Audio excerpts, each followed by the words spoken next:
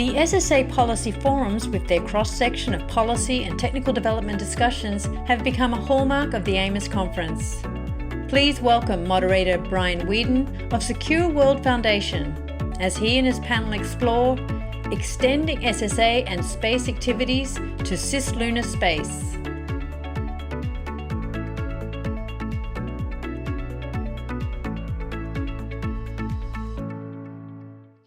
Hello, everyone. Aloha from somewhat chilly fall day in Washington, D.C. My name is Brien Weeden, and I'm the Director of Program Planning for Secure World Foundation, a nonprofit foundation focused on space sustainability. Today, we're kicking off this year's AMOS Policy Forum with a discussion of cislunar and lunar space activities. I know that may seem like science fiction to some of you, but it is a reality that is coming very soon. If I could have the graphic shown, please.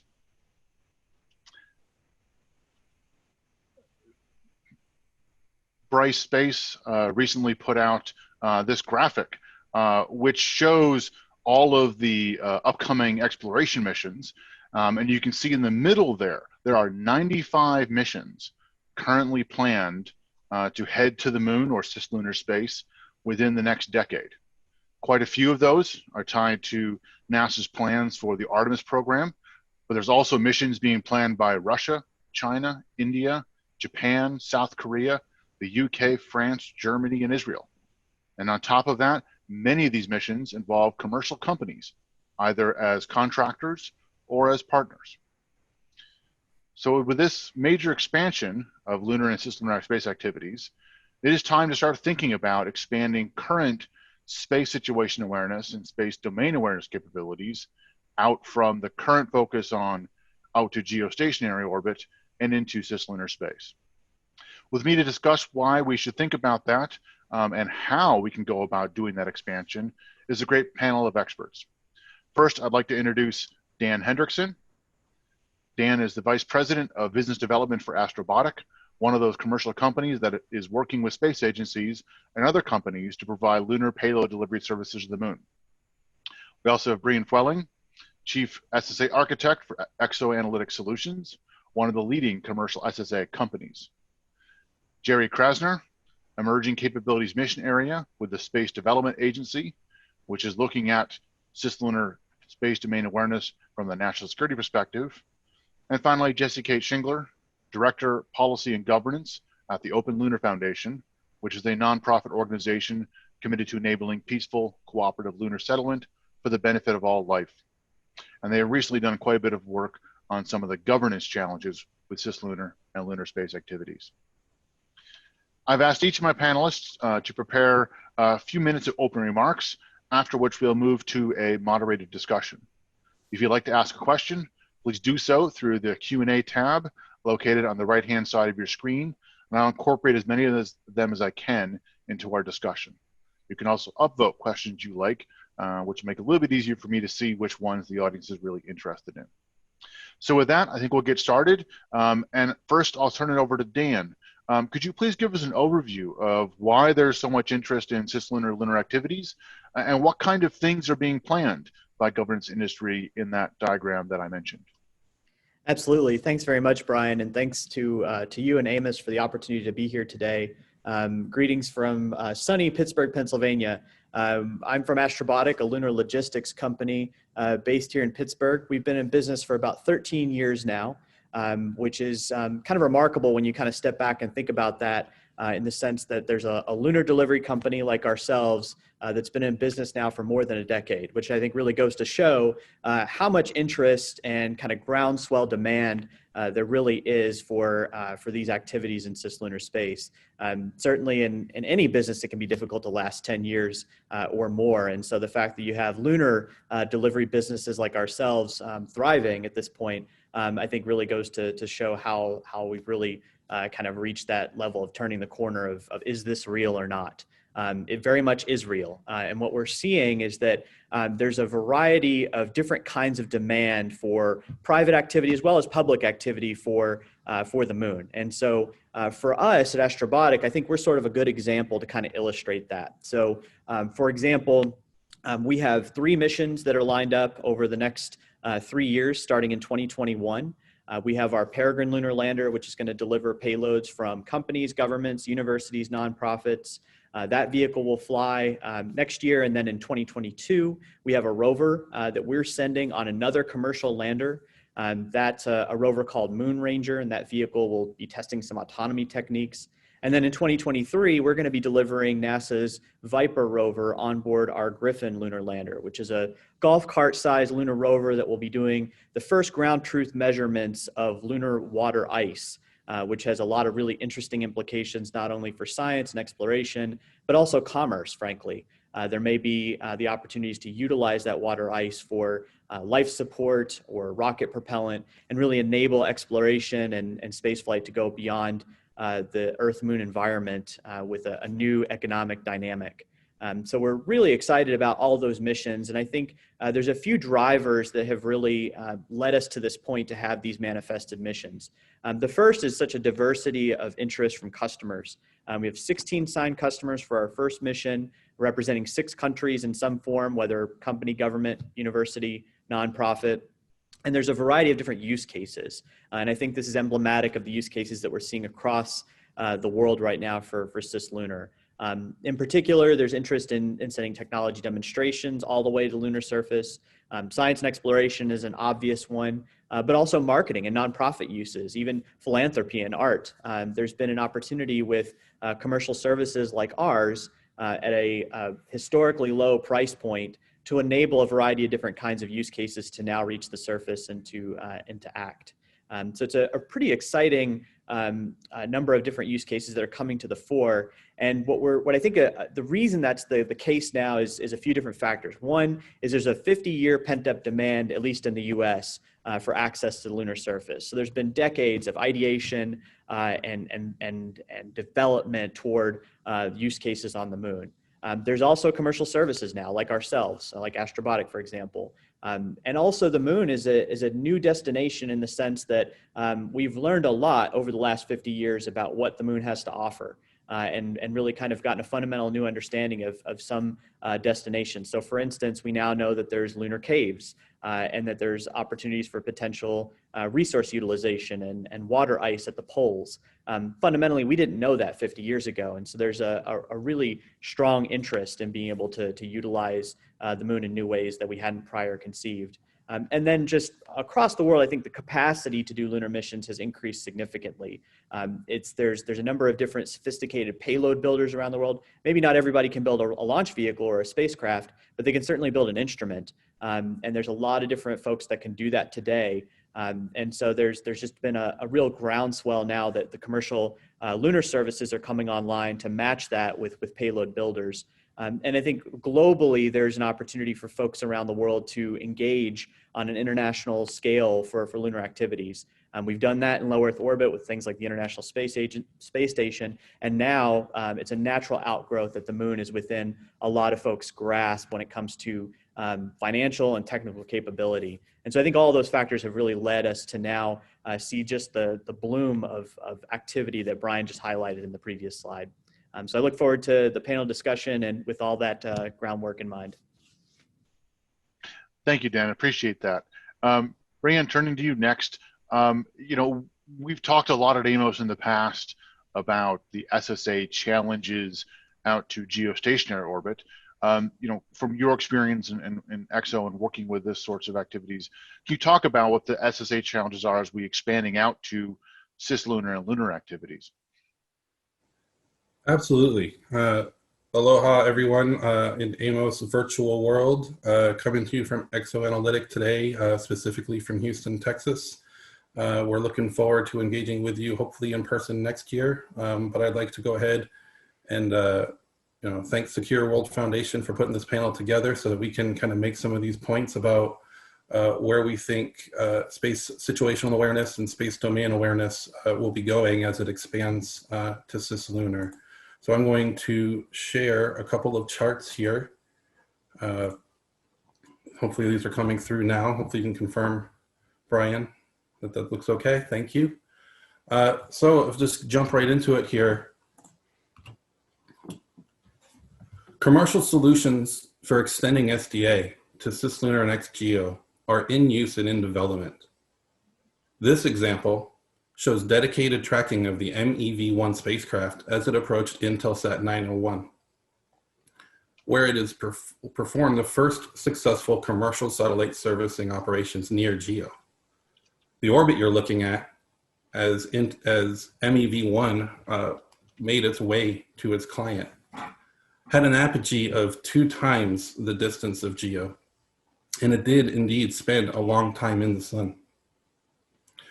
While we were able to track this object, it did spend a lot of time in the sun, and having a global network certainly helps. But we are actively working in developing passive SDA capabilities in the RF, which can be used to fill in the gaps that are common with the solar and for Cislunar exclusions. And that is one of the larger complexities associated with being able to keep up with objects in cislunar space. This type of orbit is being used more frequently. As we speak today on this panel, MEV-2 is on its way up in a similar trajectory. So as we talk about cislunar space, we're not only talking about transiting between here and the moon, we're talking about the entire 4-pi steradian. And I'll give you an idea of what the geometry of that will look like on the next chart. So we're developing and fielding capabilities to do just this, including a capability to see down to CubeSat size objects at cislunar distances, and applying the passive RF to be able to observe transmitting objects in this space. And so navigation in this large volume, being able to handle the third body dynamics and more complex force models is an evolving field, but one we've also known for a long time. This figure illustrates the geometry of the cislunar regime, including the Earth, Moon, and 5 strategic Lagrange points, which are points of force equilibria throughout the 2 bodies here. The radius of this cislunar sphere is approximately 384,400 kilometers. To put that in perspective, that is 10 times the radius to the objects we tend to observe at GEO. To date, most commercial SDA services support spacecraft that are inside of this, or what we'll now call the geocentric regime.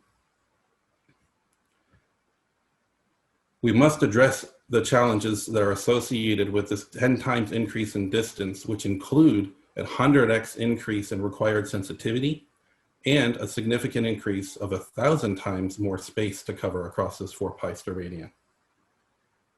For comparison, everything we've done to date typically lives in the blue circle, and the example I gave on the previous chart is pushing us beyond that now today. And as the previous panelist just mentioned, and as the intro to this panel described, there are approaching hundreds of planned missions that will be moving throughout the space in the future. So the capabilities we're developing to handle this include multi-aperture telescope systems that enable more sensitive detection for the combination of multiple images across multiple sensors to enable increased sensitivity on demand. We've applied these technologies to observe objects in cislunar space, including the Chandra X-ray Observatory, which you can think of as the size of like a comm satellite in this space, as well as the Transiting Exoplanet Survey Satellite, which is more like a small satellite in this space. We're also applying RF to this problem, which has enabled us to take preliminary observations of objects out as far as L2. To wrap up, I'd like to tell you about 3 things. First, the 10, 100, 1000 rule. We are going to have to see 10 times farther than GEO. The same object that we can see in GEO is 100 times dimmer at distances approaching the cislunar distance. And we must cover 1,000 times more space across this 4-pi steradian. Ex-GEO objects require commercial cislunar SDA today. And the point was made at the recent Ascend conference by Blue Origin that the #1 common need for cislunar logistics is space domain awareness throughout cislunar space. So we will say that commercial ground-based capabilities are ready to contribute now, and I certainly assume that commercial space-based capabilities are being planned and will contribute soon. Thanks very much for your attention. Thanks, Brien, for that great introduction. I've been informed there is a problem with the video feed. Apparently the audio is coming in okay, but the video feed is frozen. They're working on it behind the scenes. Until I get some more information, we're gonna go ahead and just push ahead. This whole panel is being recorded. I can actually look at the recording right now, and that video is there. So if we need be, that'll be there at the end, but hopefully I'll have an update in a minute. So with that, I'm gonna turn to Jerry. We've just been talking about sort of what the commercial activities are and heard a little bit about the sort of the technical challenges of SSA. Can you talk more about what the national security perspective and interests are on this expansion into cislunar and lunar space activities and what the SDA is working on? Yes, thanks for the invitation to participate on this panel. As many of you know, I've been a regular attendee at AMOS over the past decade or more, and I miss seeing many of the familiar faces in person. But thank you to the AMOS organizing committee for making the best of a difficult circumstance. In my following comments, I'll be speaking as an independent citizen, though informed by my present position. In my day job, I manage the deterrence mission area in the Space Development Agency. For clarity, I'll be sure to use the old school term SSA, despite the growing use of the term space domain awareness, because when one works at the SDA, then doing SDA for SDA can get a bit confusing. So as the only sort of non-commercial person on the panel, let me discuss the appropriate military role in cislunar space. First, as the previous speaker just said, let's agree with the dictionary definition of cislunar, pertaining to the volume between Earth and Moon or the Moon's orbit. That makes it a 4 pi steradian problem, not just the narrow corridor between the Earth and the Moon. One of the primary components of my work at SDA is the definition, acquisition, and transition of an architecture to deter hostile action in the 4 pi steradian region, beyond the geozone out to lunar ranges, as just mentioned, roughly 40,000 to 400,000 kilometer altitude. Fundamental to that deterrence objective is to be able to detect and attribute threatening behavior. Potential adversary needs to understand that if they initiate hostile or threatening behavior beyond geo, we will not be blind. We will not only detect it, but we will ensure our ability to properly attribute and respond to those actions, all on tactically meaningful timelines. This is a fundamental concept to deterrence and fundamental to the objectives of SSA and an appropriate and traditional military role. Now, some might say, but we have more immediate concerns for SSA at LEO and GEO, whether it's collision warning, persistence in custody, etc. And I concur with the need for further SSA improvements in support of the LEO and GEO domains. But the reality is there are a number of countries capable of launching to the moon. Not all of them are focused exclusively on scientific exploration, and not all of them can be counted on to respect some of the desirable behaviors we would prefer. Therefore, the need exists now for extending accurate, timely, and reliable SSA capabilities, including detection, tracking, and characterization, beyond GEO to the cislunar domain. We all hope military activities in the cislunar domain could be avoided, but as we often hear, hope is not a strategy. We want to defer conflict, but one is not likely to deter that which one is unaware of. There's a second rationale for military cislunar SSA. Currently, and we just heard this in the opening graphic from Bryce, a technology expansion is currently underway with a growing number of countries capable of lunar exploration and other cislunar activities. Yes, cislunar space is large, but as cislunar traffic increases, and particularly as safety of human space travel emerges, SSA capabilities will be needed to monitor and deconflict the range of international activities to, from, and in the vicinity of the moon. And unfortunately, as we've seen in LEO, where space activity goes, the need to track and characterize space debris follows. So that's a second military SSA role, potentially in conjunction with commercial or civilian space traffic management. I think that issue is yet to evolve. Let's look in the longer term. Space business projections envision an active space infrastructure with lunar and maybe asteroid in situ resource utilization, frequent manned and robotic lunar missions, and similar activities with high economic investment and return. Why should we expect these exploration and industrial missions will be free of the piracy, industrial espionage, or even sabotage and other bad behaviors that have arisen from human nature over past millennia?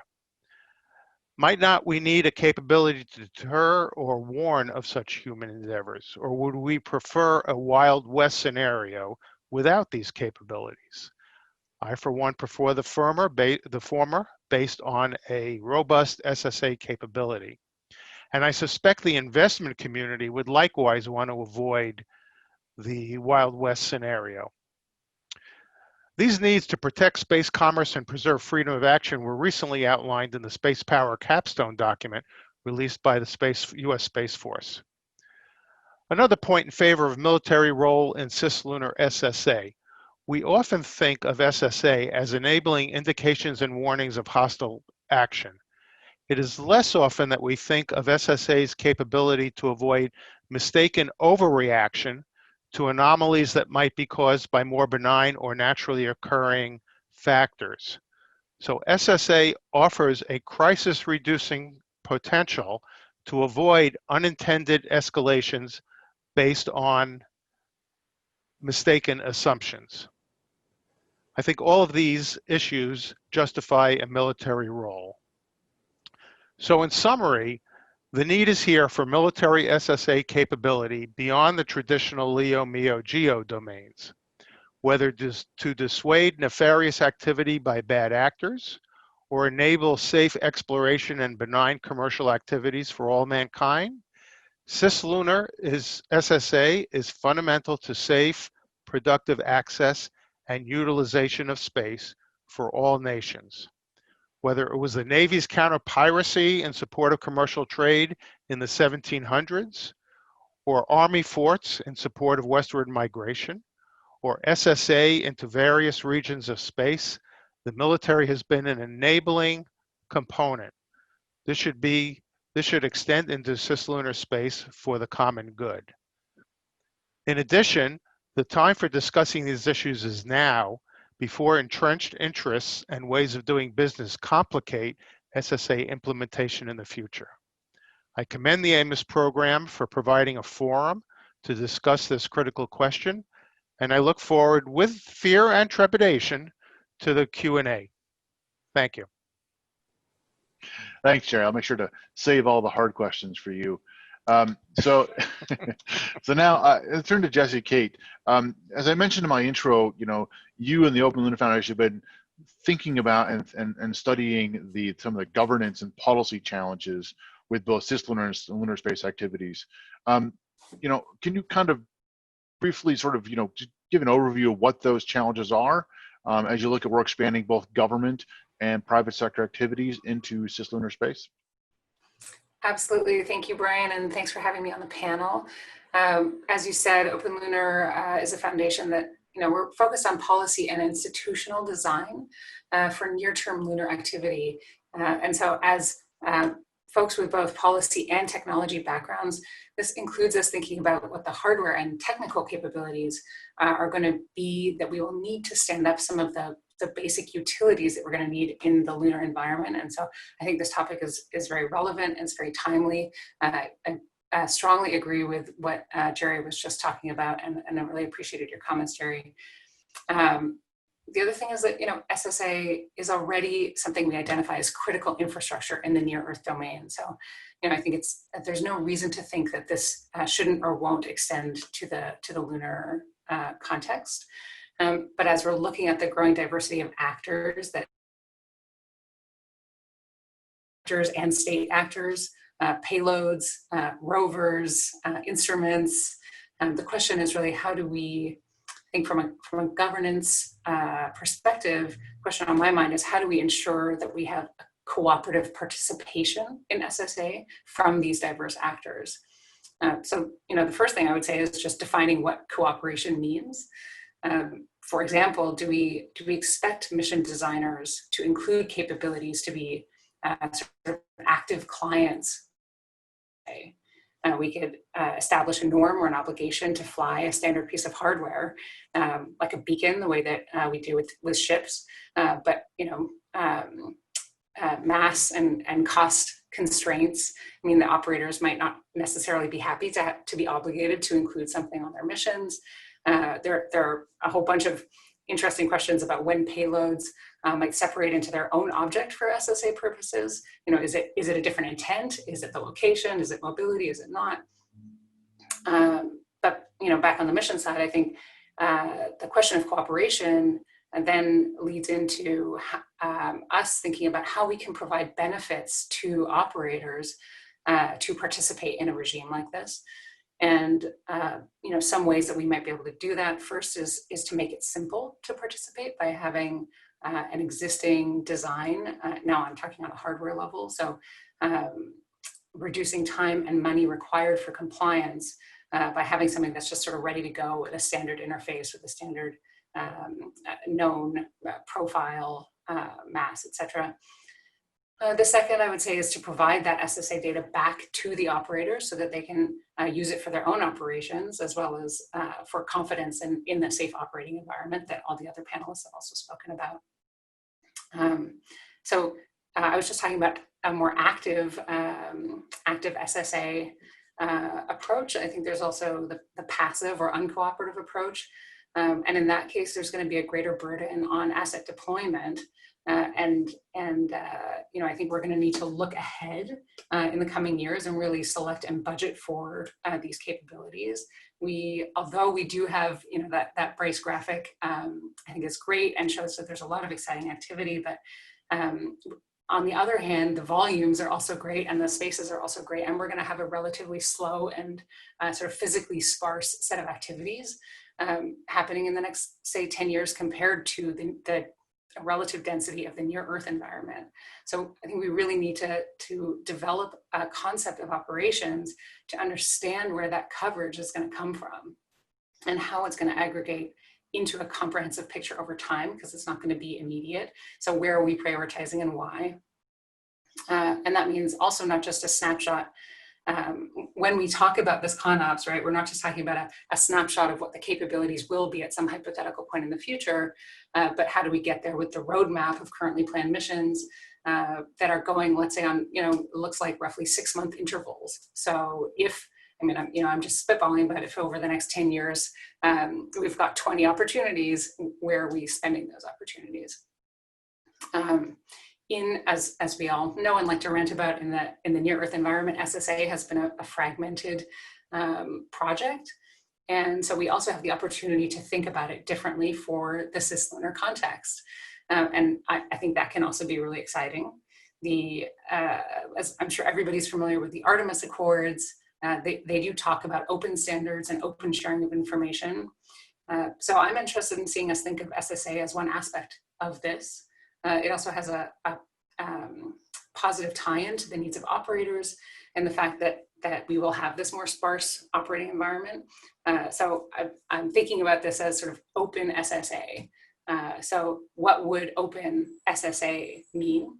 On the one hand, you can think of that as open systems to generate the data for space situational awareness in the Cislunar domain. And you can also think about it as open systems to collect and to share that data. So I talked about this earlier, but shared standards for data generation, open hardware specs, or software or protocols for communicating this data. This can increase participation by contributing to transparency and confidence building, which again, the other panelists have talked about. Also facilitate literacy just by using a standard system that folks can invest in understanding. And then open systems with shared collection can also help develop that situational awareness more quickly because we have this sparse situation in front of us. So also, I guess, it's just a rising tide lifts all boats situation. So if we can invest in that from the beginning, then I think we're also advancing the goals that Jerry and others spoke about having the confidence in an international and sort of plural multi-actor component so that nobody's overreacting to situations due to a lack of information. Some questions that I just thought might be interesting to throw out is just to summarize, what is the roadmap towards comprehensive coverage, and what are the standards, and what is this concept of operations? Thinking about asset maintenance, the lunar environment has much less stable orbits, so we can't just throw something up there and leave it indefinitely. There's going to be more active replacement and maintenance. What are the verification standards for SSA data, for all the way from hardware to data stores? How do we believe in that information?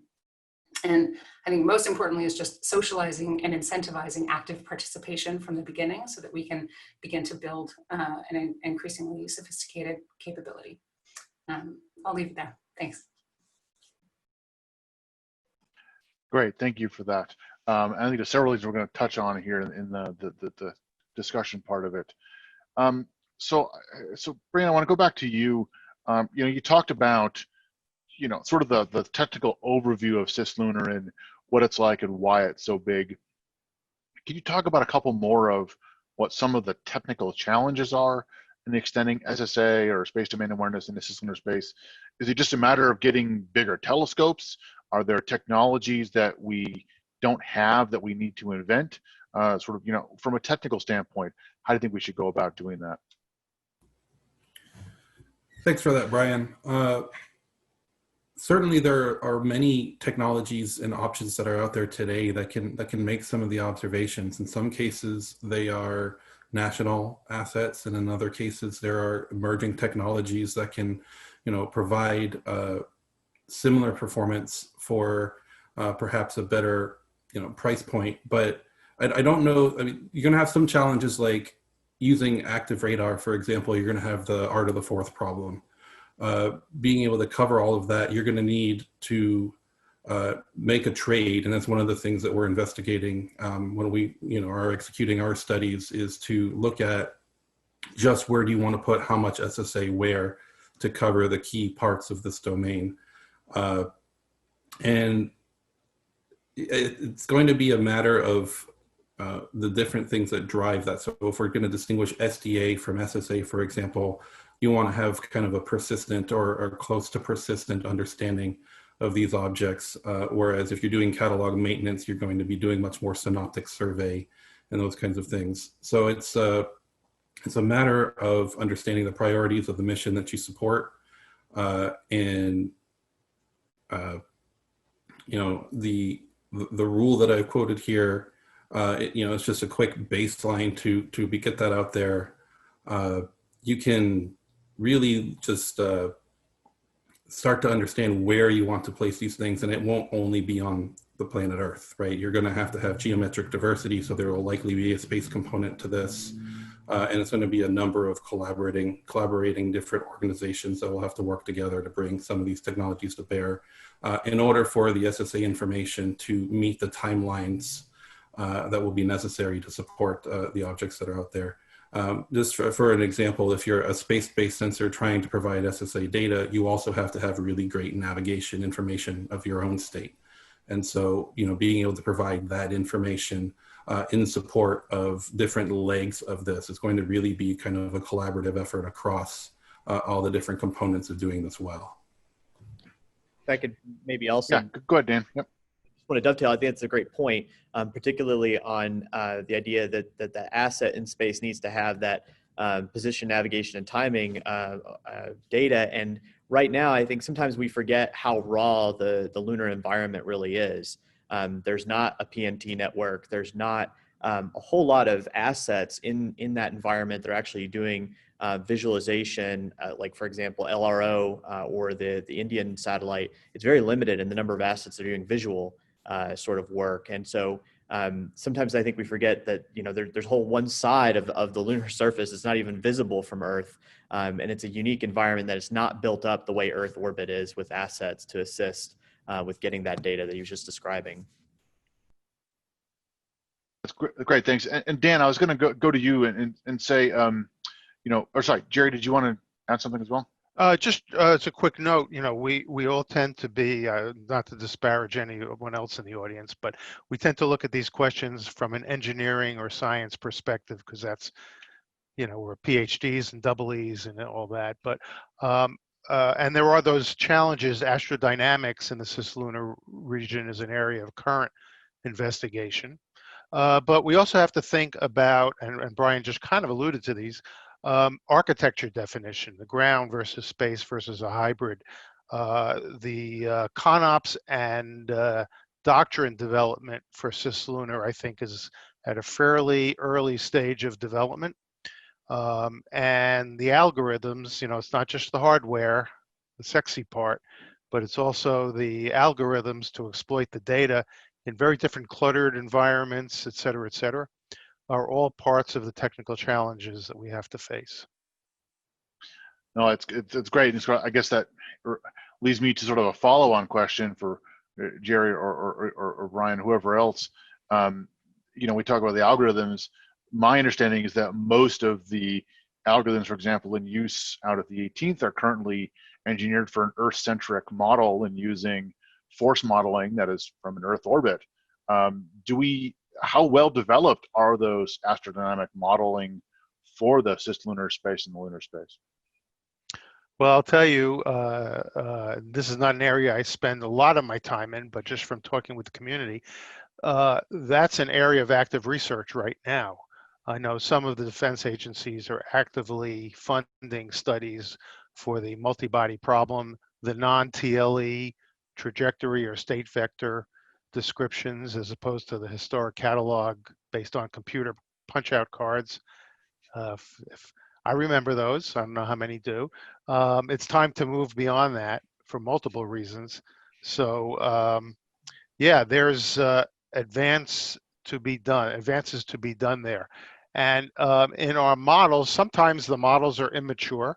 Sometimes the models aren't bad, but the input data to run the models are sufficiently uncertain or too uncertain to rely much on the results. So you have to come at it from both ends.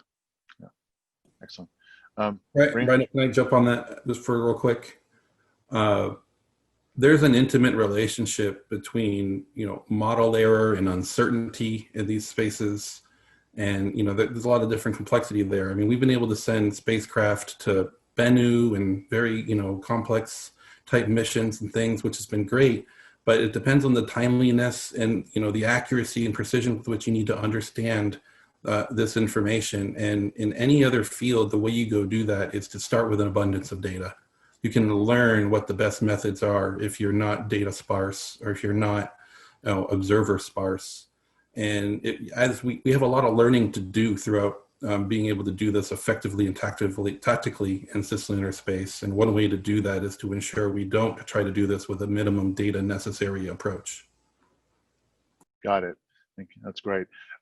So going back to the policy regulatory aspect of this for a minute, Dan, we've talked at previous policy forums about some of the policy regulatory licensing challenges and processes for Earth orbiting satellites. What is it like as a commercial company trying to plan to go to the moon? Is there a well-established licensing framework and some entities you can go to, or are there still some things we need to work out there? Yeah, so I think right now, I think there's just the right balance of regulatory structures in place to enable the activities. And we're kind of going through that experience right now as a commercial company. There's not really any barriers that we're seeing to enable our missions. There's, of course, FAA launch licensing. There's spectrum regulation that we have to ensure that we're in compliance with. And then looking ahead, there's things like the Commercial Space Launch Competitiveness Act and the recent executive order for encouraging support for recovery of resources, space resources. These are really helpful, I think, baselines. But I'll sound like the token industry person, but it's true. I think we have to be really careful to not over-constrain the regulatory environment to these sorts of activities starting out. So I really think we're in a nice place right now where we're not seeing any barriers to our activities. And for some companies, they're a little more investment focused, but actually don't think there's really too many investment related barriers right now. And I'd like to see us kind of take it one step at a time. I don't know that necessarily we need to impose new structures without having had even a single mission of payload delivery occur yet. So I think we're actually taking the right approach right now, where we're thinking ahead and we're actually we're having discussions exactly like these, where we're ideating and talking about what those structures look like. But we need to get some missions off the ground and actually get some experience, and also allow the commercial sector, in conjunction with our U.S. government stakeholders, the opportunity to hopefully establish some behavioral norms too, because I think there's a lot to be said for taking that approach too. Absolutely. So Jessy, sort of following up on that, you mentioned in your intro the Artemis Accords. Can you expand on what those are? Because I'm not sure everyone in the audience might be familiar with them, and what role they might play in helping establish some of those norms. And then beyond that, at the international level, what does the governance framework look like for cislunar lunar space activities? Yeah, that's a great point.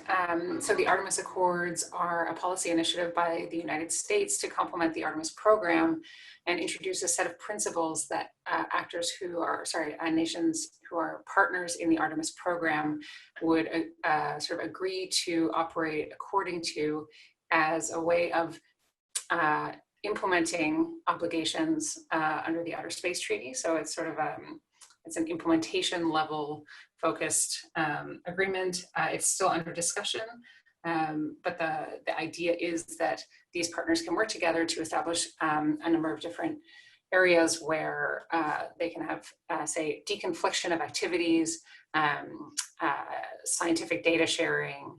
We will have, I don't actually have the full list of them off the top of my head, but registration is a big part of, or is one of the principles. I think there's anything else to mention related to this. I mean, to me, the big ones from the Artemis Accords are standards, data sharing, and registration, extending the registration regime. So in the international community, what we have is the Outer Space Treaty, is the sort of defining treaty governing activities in space. But importantly for this context, we have a registration convention that is signed by the majority of spacefaring actors. And right now they're basically just sharing, you can go and look on the United Nations website. It's, it's a HTML table with about 4 columns in it, and it's got some TLEs. It's got I think it's got launch information, if we're lucky, operator and purpose, and that's about it. And so there's some real questions to be asked about how that extends to the kind of diversity of actors that we're seeing that are not necessarily state-based actors, but also when we move from an orbital environment to a surface operations environment, that's obviously going to be very different. We can't just rely on TLEs anymore. So maybe the only other thing to mention is that there are groups that are also starting to get together and talk about these topics outside of just sort of the United Nations Forum or the national domestic environment. The Hague Space Resources Working Group was something that happened for many years and just ended last year, and talked about how not just states, but also operators could get together and think about norms of behavior amongst themselves. And they discussed registration-related information sharing, and also a project that actually Secure World and Open Lunar and several other partners are doing right now is called the Moon Dialogues. And we're organizing also salons and discussions amongst actors, academia, government, operators together as peers to explore what some of the standards could be in this environment. Yeah, just great stuff. And so just a side note, Secure World was one of the sponsors of the Hague Space Resource Governance Group, and it was looking, as you said, partly at sort of registration issues, but also looking at resource utilization. So for extracting water regolith, which is, I think, a bit outside of the scope of what we want to talk about today, but that's sort of part of this broader regulatory challenge. Once you get to the moon, how do we govern activities there? Jerry, I'm going to turn to you and bring in some more of the national security aspect of this. So you mentioned that part of your mission, part of the military's mission is going to be on the lookout for threats in cislunar lunar space. Jessica just mentioned the Outer Space Treaty. Unlike Earth orbit, or orbit in general, where the Space Treaty says it's free for exploration and use, doesn't really put a lot of restrictions. There are some specific legal restrictions on the moon. There's no bases, there's no installations, there's no military exercises, there's no weapons testing. So can you sort of maybe even hypothetically talk about what kind of security threats you might be worried about in a cislunar lunar context? Well, only very, very generically, but let me reemphasize and actually the dictionaries. I didn't write the dictionary. 4-pi steradian property of cislunar. Will there be continuing? Will there be military activity on the moon? We hope not. Will there be a need for space traffic management in the immediate lunar region? Probably, as the level of activity increases. And that doesn't have to be military activity. Hopefully it won't be. The solution to that might be an extension of space traffic management beyond just the Defense Department. But there are threats, and I think I won't elaborate, but there are threats that can exploit the rest of that 4-pi steradian. So my view is always take the moon out of the equation. You still have, don't quote me on the number, but you still have 99% of that volume, which is 1,000 times the geo volume, that you want to keep an eye on and make sure that somebody isn't coming at you with a left hook that you didn't see coming. And I'll just say that the potential for that is real. And that's why I said the time to, I forget my exact words, but the time to prepare is now, because, there's 2 parts of threat: intent and capability. Fortunately, I think we just lost Jerry, unfortunately. As we were waiting with that pregnant pause for the rest of his sentence. The intent at this point in time doesn't seem to. Can you hear me now? Oh yes, it seems like the tubes have cleared and you've caught back up. Okay. Well, I was just saying, threat is the convolution of intent and capability, and intent may not be there today, but capability is. And so we have to be prepared. That's all part of the deterrence function. We'd much rather deter than have to fight. No, thank you. That's an important point. Turning to the questions now.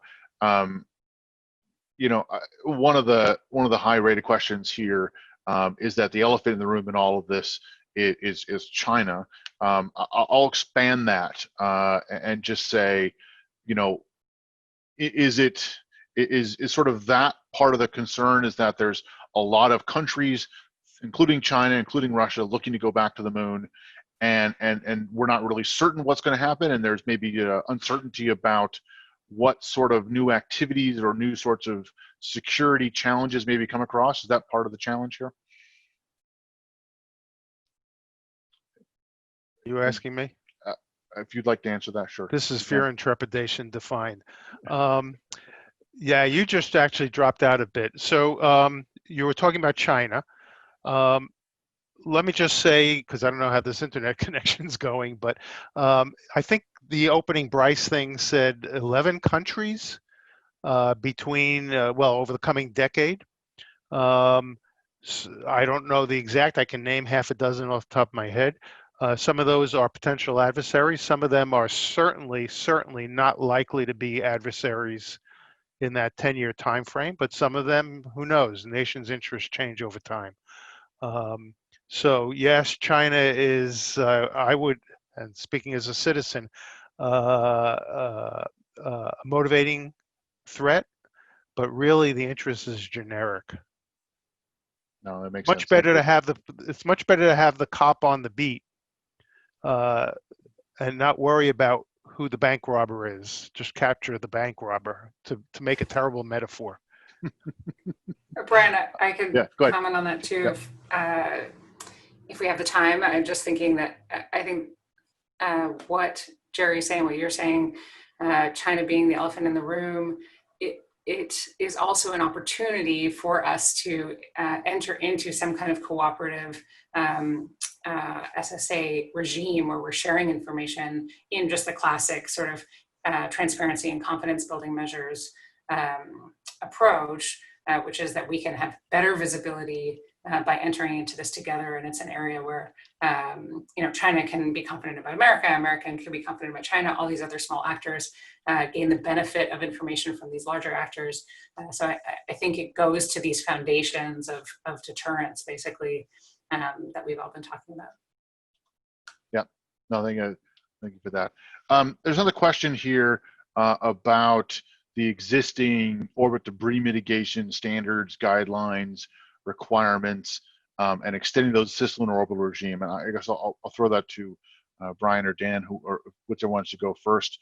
We talked quite a bit about the 25-year rule for not leaving stuff in Earth orbit, about the need to do passivate tanks, about doing collision avoidance, conjunction assessment and collision avoidance for debris in Earth orbit. Do you guys know if there's, are any of those applicable to cislunar, lunar space? I think we had a discussion last week. There's already some people doing conjunction assessment in lunar orbit. Can you talk a little bit about what we might want to think about in terms of debris mitigation for cislunar or lunar space? Sure, I'll jump in on that. I think across the board, trying to comply with the debris mitigation standards is definitely a best practice. And as they consider them going out into cislunar space, I think a couple things come to mind. As you go into deep space, you're not talking about 25-year rule to re-entry. We start talking about things like graveyard orbits, of which we have one for geosynchronous orbit. We already know that most of these objects that achieve the energy states that will tend to associate with large distances within cislunar will persist for a long time, essentially forever. Some of these things will stay in cislunar space and require additional tracking. Some of them may escape into otherwise heliocentric, sun-captured orbits that aren't staying in the cislunar sphere, and needing to understand how that works is something definitely to think about. I would say in general, there are some guidelines for going beyond what we would consider to be the geocentric regime. And I think, discussion is ongoing about how to, enhance those further. Dan, do you want to add anything? I don't think I have much to add. I agree with everything that was just stated, and I think more awareness of that debris in general is a good thing, in addition to, of course, maintaining the best practices for mitigation in the first place. Okay, great, thanks. So this actually may be to Jessy, either Brien or Jerry, but the question is there a transition point for when we talk about leaving Earth orbit and moving to cislunar? So, for example, there's a discussion of the Kármán line for where you transition between the atmosphere and maybe Earth orbit begins. Is there a similar defining point from a technical standpoint in moving from Earth orbit to cislunar space? Jerry? Well, okay, so I'll say I don't have a great answer to this, but some people, I believe, use the point in space, and I don't remember where it is, but it's close to the moon, relatively close to the moon, where the relative gravitational pulls between the Earth and the moon balance out.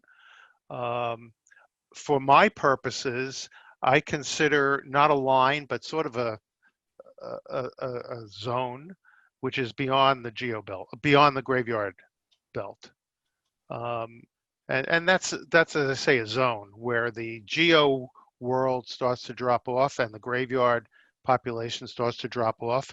And if you're going up more than that, you're probably entering cislunar space for my purposes. Because I don't want to draw that line at 80% to the moon or something like that. too much can happen under that. Great, thanks.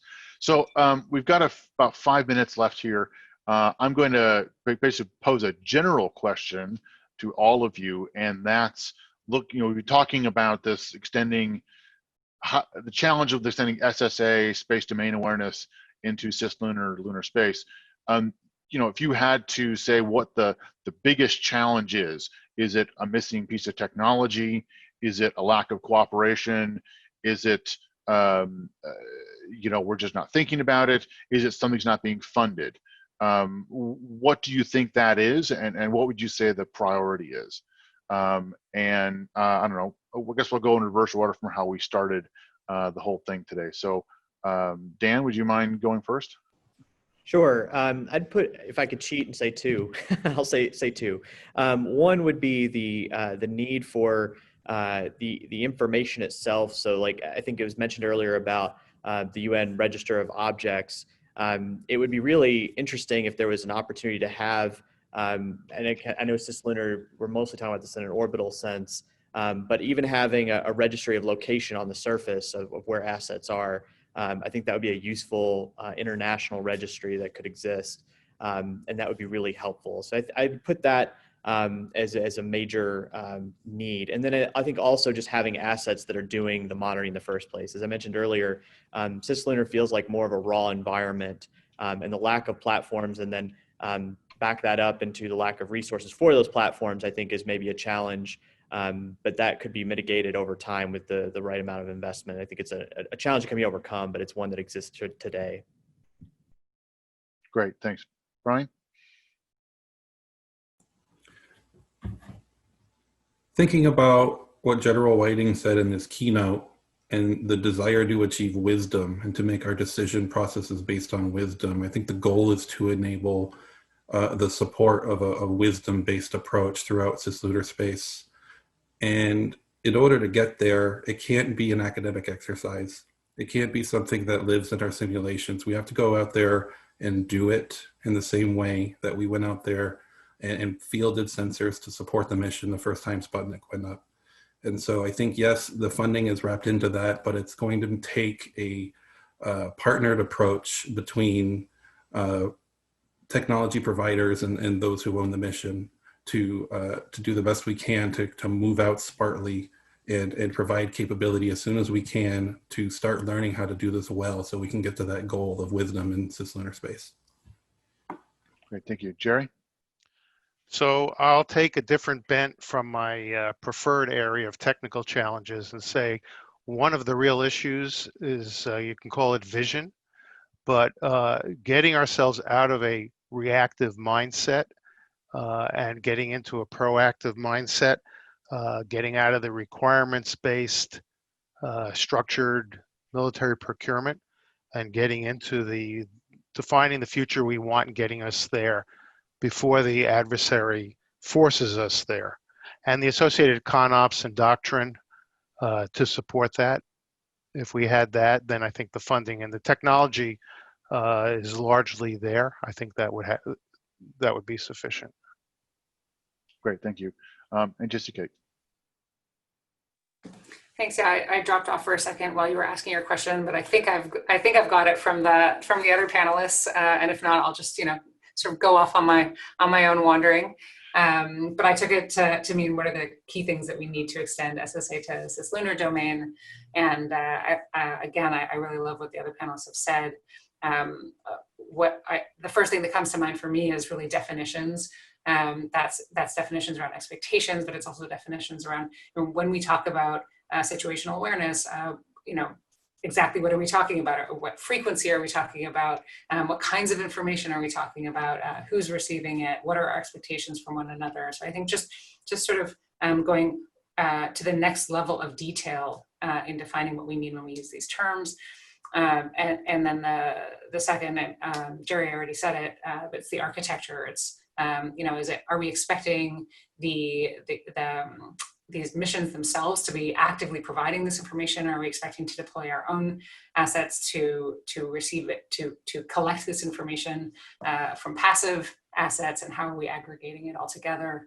I think absolutely the idea of moving from reactive to proactive means that just starting with, the super 101 basics is where we go next. Great, thank you very much. Thank you to all of you for participating in this discussion. Fortunately, we can't get the usual 800 plus audience round of applause that really shows, how great you've been doing. But trust me, they're applauding right now. And I think it'll be interesting to kind of see at what point are we maybe going to see a Cislunar focused session here at AMOS, maybe doing some of that work on the modeling and the algorithms and sort of the architectures of how we're going to expand SSA and space domain awareness into that area, because as you've all said, this is what's coming down the pipeline in terms of space activities, and we're going to need that information to be able to make those kinds of wise decisions that General Weeden talked about, hopefully to avoid some of the very bad things that he also hinted at. So again, thank you very much, and with that, we'll go ahead and conclude the session. Thank you. Mahalo and a hui ho. Until we meet again, we thank you for sharing your time with us. We hope to welcome you to Maui for the 22nd AMOS Conference, September 14th through the 17th. Aloha.